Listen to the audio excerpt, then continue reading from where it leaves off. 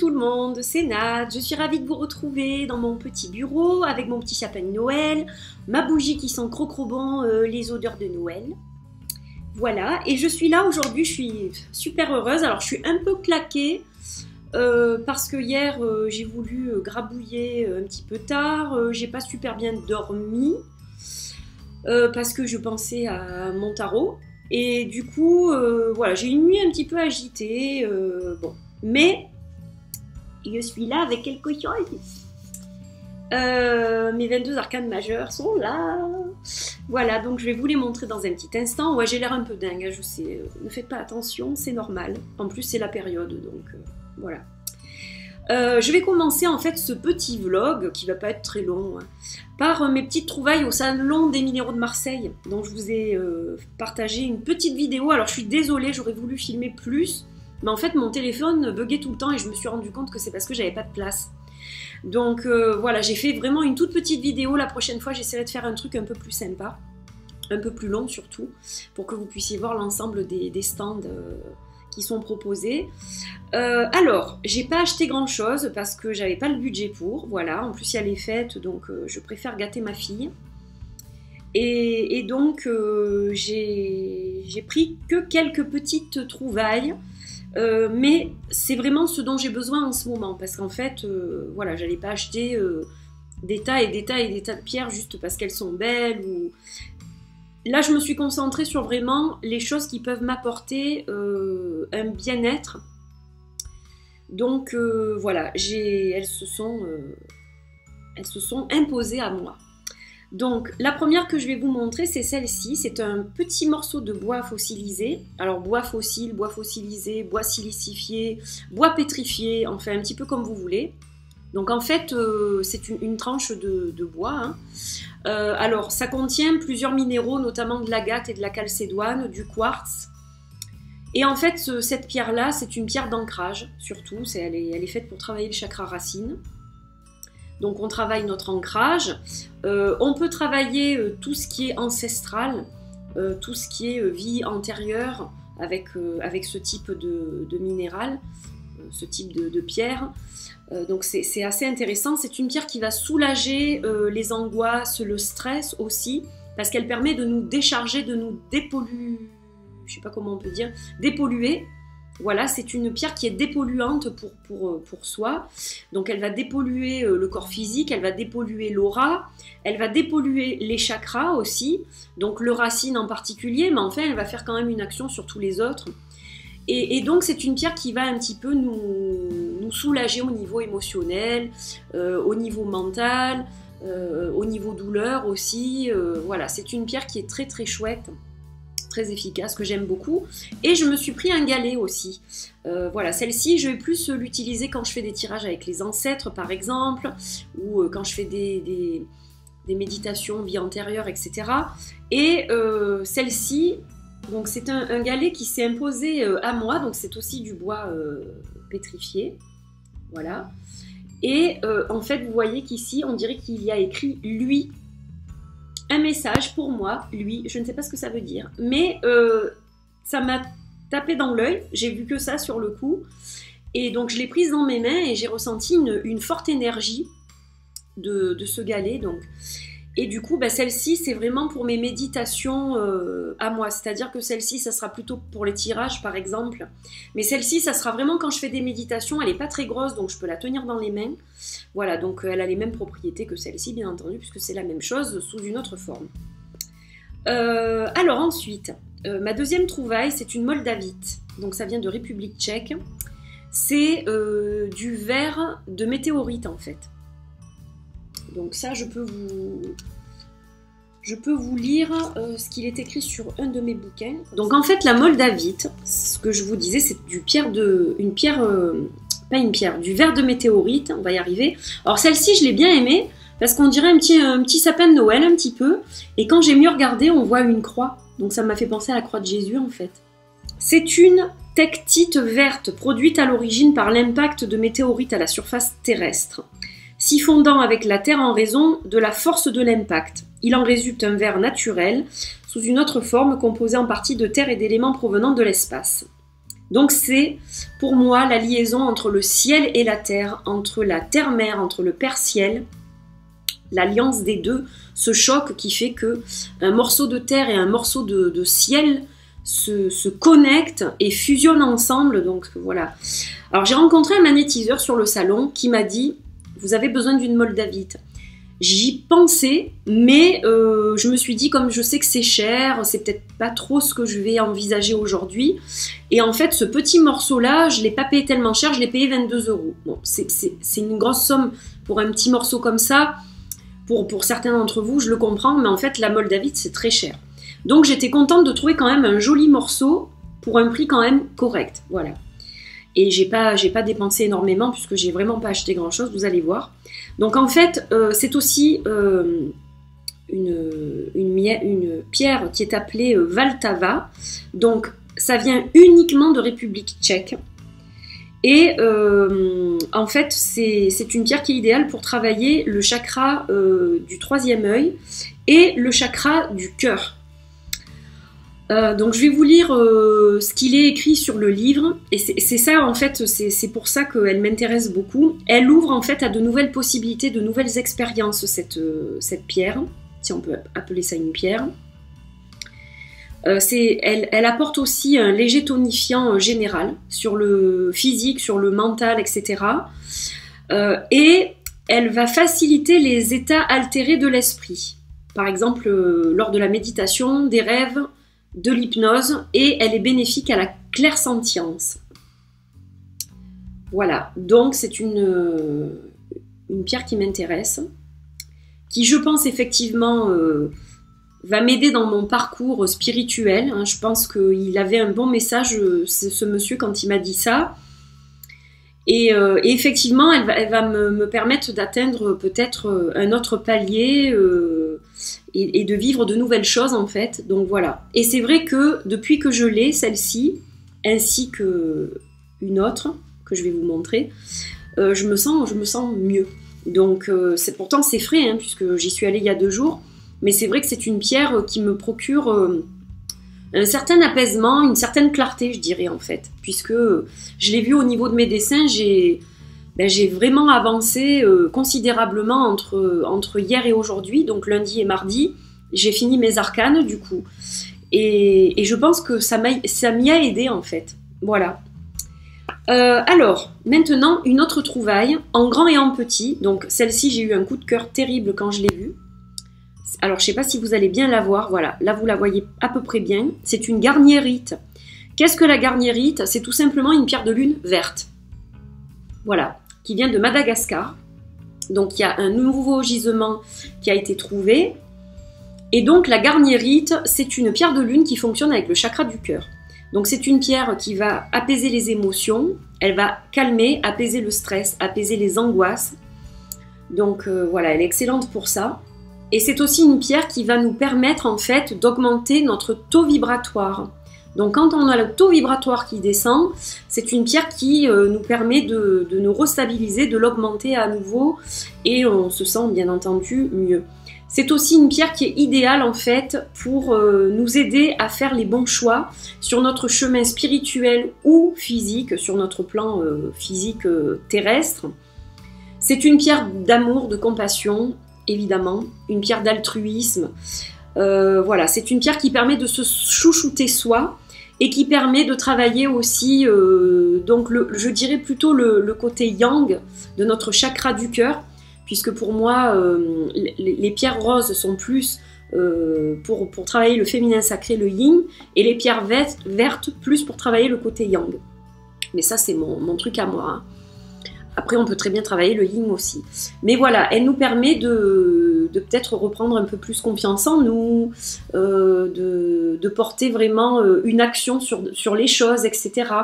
Donc voilà, pour travailler la partie des fois du masculin sacré qui est un petit peu en berne, ça aide. Et donc c'est une pierre d'une forte sérénité.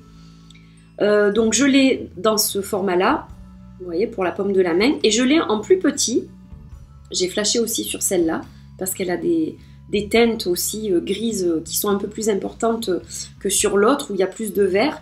Et en fait, celle-ci, je dors avec depuis 2 jours, donc je la lie à une pierre de lune arc-en-ciel qui est exactement de la même taille et à une améthyste. Et ça fait quand même 2 nuits que même si je vous dis que j'ai pas trop dormi, c'est parce que en fait je me suis couchée tard et que je me suis réveillée dans la nuit parce qu'il y avait du bruit. Mais s'il n'y avait pas eu ça, je pense que j'aurais bien dormi. En tout cas, la nuit précédente, j'ai très bien dormi avec ces 3 pierres sous l'oreiller. Donc pierre de lune arc-en-ciel, pierre de lune verte ou garnierite et améthyste. Voilà. Et en fait, c'est une pierre qui a une forte action calmante sur moi. Je la teste, hein, puisque je viens juste de la voir. Je n'en avais pas, donc je la teste et je trouve que vraiment elle agit bien au niveau du stress en fait, de l'angoisse, du stress. Voilà, elle me calme, je me sens bien. Dès que je la prends dans mes mains, je me sens super bien. Donc j'en ai de 2 tailles différentes. Celle-ci c'est plus, je l'ai en haut avec moi, elle est proche de mon lit, plus pour dormir. Puis celle-ci, ça sera plus pour des méditations zen, etc. Donc voilà mes petites trouvailles au niveau des pierres. Voilà, donc ça je voulais le partager avec vous. C'était important, c'était normal. Regardez pas ma coupe de cheveux aujourd'hui, je suis pas super bien coiffée, je le vois. Hein. Je vois ma tête à la caméra, je me dis ouïe ouïe ouïe. Mais c'est pas grave, on n'est pas là pour ça en fait. Là, je suis là pour vous montrer mes arcanes majeurs. Donc je les ai mis dans l'ordre. Et par contre, ça, ce sont des dessins originaux, donc que j'ai fait que j'ai fait en fait. Ce sont des dessins avec des aquarelles, je vais y arriver, peints à l'aquarelle. Voilà. Maintenant, quand il sera imprimé, s'il l'est, je l'espère, je pense que les couleurs seront plus flashy parce que ça va être retravaillé au niveau de l'imprimerie. Hein. Vous savez que au niveau de la sortie de l'imprimerie, ça ne sort pas toujours identique à l'original. Donc je pense que les couleurs seront plus flashy. Voilà, moi je vais les retravailler légèrement pour qu'elle soit un peu plus flashy. Et donc, ça sortira sûrement un petit peu différent de ce que vous voyez là. Oups. Alors, attendez, je vais enlever le mail parce que sinon, ça va faire des bips tout le long. Et voilà, hormis ça, donc ce sont les illustrations qui vont être dans mon tarot, qui n'a toujours pas de nom d'ailleurs. J'ai du mal. Je ne sais pas pourquoi. Je bloque. Alors, est-ce que c'est parce que je suis encore en train de travailler dessus? Je ne sais pas. Mais bon, voilà, ça viendra plus tard. Donc, je vais toutes vous les montrer une par une. Donc, je les pose devant moi. Alors là, on a la carte qui s'appelle l'exploratrice et qui est la carte du fou. Voilà. La carte 0. Alors, il y en a que vous avez déjà vu. Donc, mon magicien a changé. Je l'ai refait parce que mon magicien ne me plaisait pas, ne me convenait pas. Donc là, il s'agit du chaman. Voilà mon magicien. Et là, je préfère largement celui-ci en fait.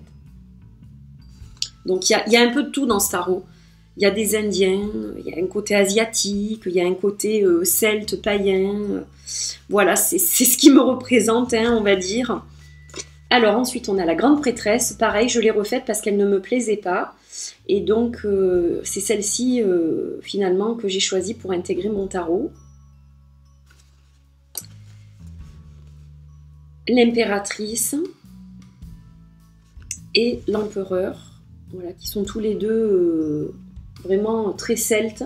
Hop, j'espère que vous les voyez bien. Ensuite, on a le sage, qui est la carte du hiérophant. Les amoureux. Les chevaux sauvages, c'est la carte qui représente la carte du chariot. Voilà, avec un côté indien, là encore. La force. Avec une femme qui a moitié du visage, c'est un lion. Et l'autre moitié, c'est une femme. Je ne sais pas comment je vais vous montrer ça. Hop. Voilà. L'ermite, lui c'est mon chouchou, je l'adore. Voilà, j'aime beaucoup l'ermite dans le tarot et donc forcément. La roue, Donc je me suis basée sur la roue de l'année, avec toutes les fêtes, tous les sabbats qui sont répertoriés ici, avec chaque fois le petit symbole fruitier, ou voilà. Et donc j'ai quand même gardé la tradition aussi un peu du rider. Alors c'est pas un clone de Rider-Waite, hein, mais il y a des fois des petits symboles qui vont vous faire penser au rider. Pour certaines cartes, pas du tout. Pour certaines, j'ai gardé de la symbolique, ça dépend. Là, c'est la justice. J'aime beaucoup cette carte aussi. La femme suspendue, qui est la carte du pendu, que j'aime beaucoup aussi. Je vais pas toutes vous dire celle que j'aime, mais la transformation, la carte de la mort. Et j'ai pas rajouté la faux finalement. J'avais pas envie. Voilà. Je me suis posé la question et j'ai dit non. Je l'ai faite comme ça, donc... La tempérance, la sirène, qui est la carte du diable, la tour. Donc pour la tour, j'ai voulu quelque chose de différent. Voilà, j'ai voulu quelque chose de différent d'une tour en fait. Et donc ben, ça me parle, les bambous, les galets, le Lunamoth. Voilà, tout ça, ça me parle, et donc du coup, bah, c'était logique que ça me ressemble. L'étoile, que j'adore. La lune. Le soleil, celle-là vous les connaissez normalement si vous avez vu ma vidéo précédente. L'éveil, donc qui est la carte du jugement. Et le monde. Voilà, avec les 4 éléments. Et elles tiennent des bâtonnets d'améthyste dans les mains. Donc voilà mes arcanes majeures. Vous les avez vus, vous les avez tous vus. Voilà, donc par exemple pour le magicien, vous voyez que j'ai gardé quand même le 8 de l'infini avec les 4 suites, bâton, pentacle, épée et coupe. Donc on retrouve la rose aussi du rider. Voilà, il y a quelques petites choses. Pareil pour la grande prêtresse, hein, on retrouve la lune ici, les grenades, les 2 piliers. Voilà, il y a quelques représentations. Là, c'est pareil, on a le signe de Vénus. Là, on a le symbole de Mars pour lui. Voilà, bon, après, par exemple, pour le hiérophant, on retrouve rien. Il n'y a pas les clés papales et tout ça. Mais bon, bah, c'est parce que j'avais envie de quelque chose de différent, en fait. Donc, voilà. Au début, je l'avais appelé le moine bouddhiste, et puis ça me plaisait pas tellement, en fait. Et le sage, ça lui allait beaucoup mieux, donc voilà. Et puis on retrouve les bols tibétains avec chaque fois le symbole des chakras dessus, et la couleur qui correspond au chakra, en fait. Voilà. Donc, bon, après, je vais pas toutes vous les remontrer. Les 3 dernières que j'ai faites, donc c'est la grande prêtresse, que j'ai fini ce matin, puisque donc je l'ai changée, elle n'était pas comme ça. Donc c'est celle-ci, elle a un petit air gothique que j'aime bien en fait. Et les 3 dernières, donc il y a celle-ci et puis ces 2-là en fait. Donc j'ai remplacé mon magicien de base et mon chariot de base qui n'était pas du tout comme ça. En fait le magicien il faisait un peu Disney je trouvais. Ça me dérangeait, c'était pas dans l'état d'esprit de mon tarot. Et j'aime beaucoup les Indiens, j'aime beaucoup tout ce qui est lié aux Indiennes d'Amérique, cette culture. J'ai eu la chance de rencontrer des tribus quand j'étais aux États-Unis et de rencontrer des gens qui ont des origines donc indiennes et de voir plein de choses merveilleuses avec ces gens-là, de découvrir énormément de choses sur leur culture, leur façon de vivre, leur façon de voir les choses. D'ailleurs, cette histoire d'animal totem renard, parce que vous avez vu que sur ma première carte, sur la carte 0, il y a un renard quand même. C'est pas un chien ni un chat. C'est parce que en fait j'aime beaucoup le renard et j'ai découvert récemment que c'était mon animal totem principal. Mais il y a une histoire avec le renard. Je vais en profiter, je vais vous la raconter pour clôturer cette vidéo. Comme ça vous saurez pourquoi j'aime autant le renard en fait. Quand j'étais enfant, j'avais l'habitude de faire du vélo chez ma tante et mon oncle qui habitaient dans l'Aude. Et voilà, j'ai toujours ma tante qui est dans l'Aude, mais elle n'habite plus à cet endroit-là. Et en fait, donc je faisais du vélo le soir, les soirs d'été. Donc je prenais mon petit vélo et je faisais le tour de la ferme, de la propriété. Et un jour, en fait, ce qui s'est passé, c'est que mon oncle n'avait pas encore rentré les poules. Elles étaient encore dans le poulailler. Et moi, je faisais du vélo, donc j'allais faire coucou aux poules comme d'habitude avant de rentrer et que mon oncle rentre les poules dans le poulailler. Et au moment où je passe derrière le poulailler, donc mon oncle était de l'autre côté devant pour aller rentrer les poules, et moi j'étais de l'autre côté, donc sur un chemin de terre un peu... et c'est vrai qu'après c'était assez isolé, les maisons sont pas très rapprochées, donc c'est la campagne. Et au moment où j'arrive derrière le poulailler, que je saute de mon vélo pour aller voir les poules et leur faire coucou, j'avais 6 ans, hein, je crois, j'étais petite, hein. Là, qu'est-ce que je vois? Je tombe nez à nez avec un renard, en fait. Un jeune renard, un magnifique renard. J'ai eu très peur parce que renard égale loup pour moi, quand j'avais 6 ans. Donc, renard égale danger égale je vais me faire manger. Et là, ce renard me regarde, assis sur son arrière-train. Donc, je le regarde. Je m'approche, il bouge pas. Je m'approche encore, il bouge pas. Et là, je me dis, bah, il a pas l'air si méchant, en fait. Et j'ai vu un regard d'une extrême douceur, en fait, finalement. J'ai tendu la main, son museau s'est approché et il s'est échappé. Mais ça a été une rencontre marquante pour moi, puisque j'étais toute petite, et ça a changé déjà mon idée du renard. C'est-à-dire que quand je voyais dans des contes ou dans des histoires que le renard était méchant et tout, moi je gardais toujours cette image en tête d'un renard qui ne m'avait pas sauté dessus, qui n'avait pas du tout été agressif. Il volait les poules pour se nourrir aussi, hein, faut le comprendre. Hein. Donc voilà, après c'est la nature. Et c'est vrai que ça m'a fait changer déjà d'optique très jeune sur cet animal-là. Donc quand je suis allée aux États-Unis, que j'ai rencontré donc des Indiens, j'ai eu la chance de parler à certaines personnes, dont un monsieur qui connaissait énormément de choses sur les animaux totems. C'est là que j'ai découvert les animaux totems, puisque avant ça, je n'avais jamais entendu parler de ça. J'avais une 20aine d'années donc. Et il m'a parlé de l'animal totem du renard. Et il m'a dit, toi, tu es guidé par le renard. Donc c'est la première fois que j'ai entendu parler de ça, que mon animal totem, c'était le renard. Et donc il m'a dit, le renard, il est clairvoyant, il est intelligent, il calcule pour prendre les bonnes décisions. C'est un animal de discernement, etc. Il m'avait expliqué plein de choses.